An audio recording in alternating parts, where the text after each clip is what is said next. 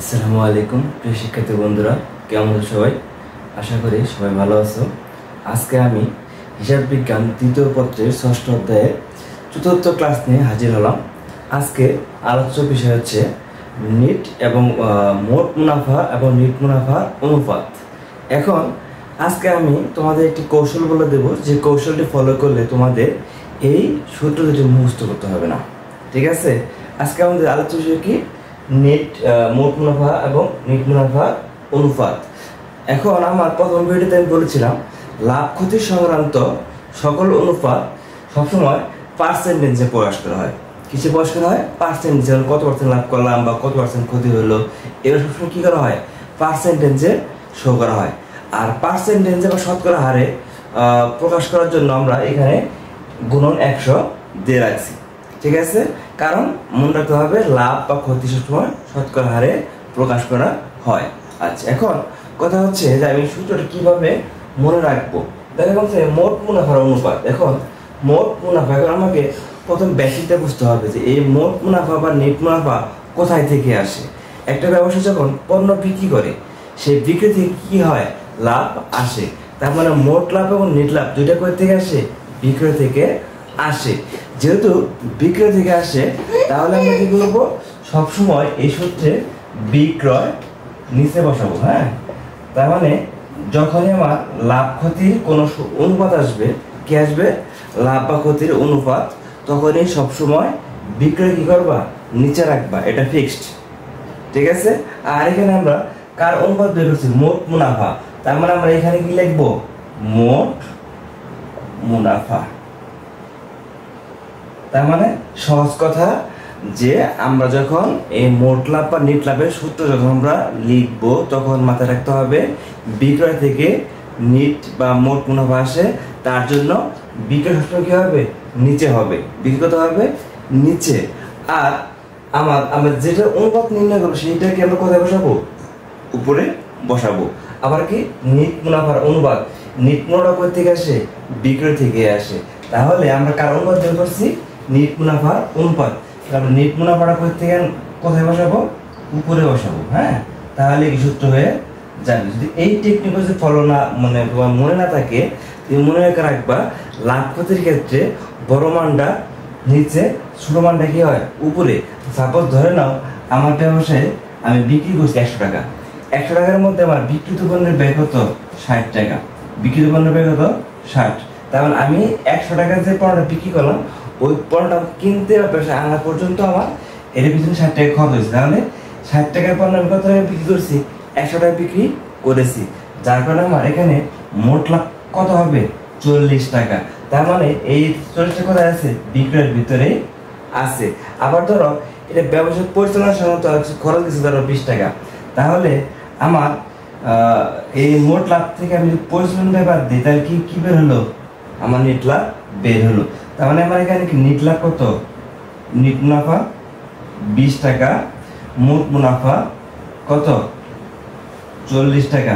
যা দেখো এই মোট মুনাফা এবং নেট মুনাফা দুইটাই কি বিক্রয়ের যে মান তার থেকে ছোট। তাহলে আমরা এইভাবে মনে রাখতে পারি যে লাভ ক্ষতির সংক্রান্ত যত অনুপাত থাকবে, সবসময় বড় মান কোথায় বসবে? তাকে বা এর চিহ্ন নিচে, এবং ছোট মান কোথায় বসবে? উপরে বসবে। আমরা এইভাবে মনে রাখতে পারি। অথবা মনে রাখতে পারি যে বিক্রয় থেকে কি লাভ ক্ষতি সব আসে। লাভ বা ক্ষতি কোথা থেকে হয়? বিক্রয় থেকে হয়। যার কারণে সবসময় বিক্রয় কোথায় রাখবো? নিচে রাখবো। আর যার অনুপাত আমরা বের করবো, তাকে কি করবো? উপরে রাখবো। তাহলে কি সূত্র মুখস্থ হয়ে গেল। এটা কখন আবার কি করতে হবে না, তোমাকে মুখস্থ করতে হবে না। আমরা সরাসরি মুখস্থ করলে কি হয়? অনেক সময় ভুলে যাই বিক্রয় নিচে না উপরে। আমরা অনেক সময় ভুল করে বিক্রয়টা উপরে লিখি, মুখ পুনরাটা কি উপরে লিখে ফেলি, উল্টা পাল্টা করে ফেলি। অনেক সময় আমরা সূত্রটা মনে রাখতে পারি না। আর আমরা যদি এই কৌশলটা মনে রাখি, তাহলে সূত্র ভুল হওয়ার কোনো সুযোগ নাই। বিক্রয় সূত্র কি হবে? নিচে, আর গুণন 100, যার অনুপাত তাকে আমরা কি করবো? উপর বসাই দেবো। জাস্ট সূত্র হয়ে গেল। এখন কথা হচ্ছে আমার মোট মুনাফা কিভাবে বের করতে হয় বা নিট মুনাফা কিভাবে বের করতে হয়। অনেক সময় প্রশ্নের মধ্যে তোমার এই মোট মুনাফাটা সরাসরি দেওয়া থাকে। সরাসরি দেওয়া থাকলে জাস্ট আমি সরাসরি মানটা বসাই দেবো। আর সরাসরি দেওয়া না থাকলে আমাকে কি করতে হবে? প্রশ্নের বিক্রয় দেওয়া থাকে এবং বিক্রিত পণ্যের ব্যয় দেওয়া থাকে। এই বিক্রয় থেকে বিক্রিত পণ্যের ব্যয় বাদ দিলে কি হবে, মোট মুনাফা বের হবে। অনেকে আবার বিক্রিত পণ্যের ব্যয় কি এই জিনিসটা বোঝে না। তোমার জিনিসটা ক্লিয়ার করে, ধরো আমি এই মার্কেটটা আমি কিনেছি 40 টাকা দিয়ে, কয়টা আইটেম ক্রয় করেছি, 40 টাকা। তার মানে এই মার্কেটটা ক্রয় করে আমার ব্যবসা পর্যন্ত আনা পর্যন্ত আমার এটা পিছনে 40 টাকা খরচ হয়েছে। আর এই জিনিসটা আমি কি করেছি, 50 টাকা বিক্রি করছি। তার মানে এই মার্কের দাম কত, 40 টাকা। এই 40 টাকা মানে কি বিক্রিত পণ্যের ব্যয়, তার বিক্রি করলাম কত, 50 টাকা। তার মানে এই বিক্রি থেকে বিক্রিত পণ্যের ব্যয় বাদ দিলে আমার কি বের হবে, মোট মুনাফা বের হয়ে যাবে।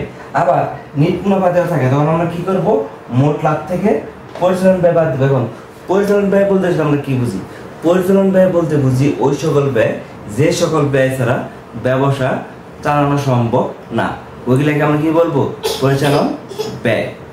ঠিক আছে, আচ্ছা, এই হলো আমার সূত্রের আলোচনা। এখন ধরো যদি কোনো একটা পোস্টে তোমার এখানে ধরো মোট লাভ দিয়েছে 40,000 টাকা, মোট লাভ কত দিয়েছে, 40,000 টাকা বলা আছে প্রশ্নে, মোট লাভ কত, 40,000 টাকা, আর বিক্রয় হচ্ছে কত, সাপোজ ধরে নাও 1 লক্ষ টাকা। তাহলে তুমি এখন কি করবা, তাহলে কি করবা, মোট লাভ অনুপাত যদি বের করো, মোট লাভ টাকা উপরে আর বিক্রয়টা লিখেছি ইন্টু 100, তোমার রেজাল্ট বের হয়ে যাবে। কোন প্রশ্নে তোমার নিট মুনাফা দেওয়া থাকে, ধরে নাও তোমার নেট মুনাফা আছে 20,000 টাকা, কত টাকা আছে, 20,000 টাকা, এবং বিক্রয় দেওয়া আছে কত, 1 লক্ষ টাকা। তোমাকে বললো নেট মুনাফার অনুপাত নির্ণয় করো, তো তুমি কি করবা, 20,000 টাকা উপরে দেবা আর 1 লক্ষ কি নিচে আর গুণে 100 দিলে তোমার ক্যালকুলেশন করলে রেজাল্ট বের হয়ে যাবে। আর এখানে একটা আদর্শ মান দেওয়া আছে, তার মানে একটা কোম্পানি যদি 20% পর্যন্ত যদি লাভ করে তাহলে তার মোট মুনাফার আদর্শ মান হয়ে গেল। আর কমপক্ষে 5% তাকে লাভ করতে হবে, এটা মুনাফার আদর্শ মান। আজকে এই ক্লাসটি যদি তোমাদের ভালো লেগে থাকে তাহলে তোমরা অবশ্যই আমার চ্যানেলটি সাবস্ক্রাইব করবে এবং কমেন্ট করে অবশ্যই আমাকে জানাবে। আসসালামু আলাইকুম।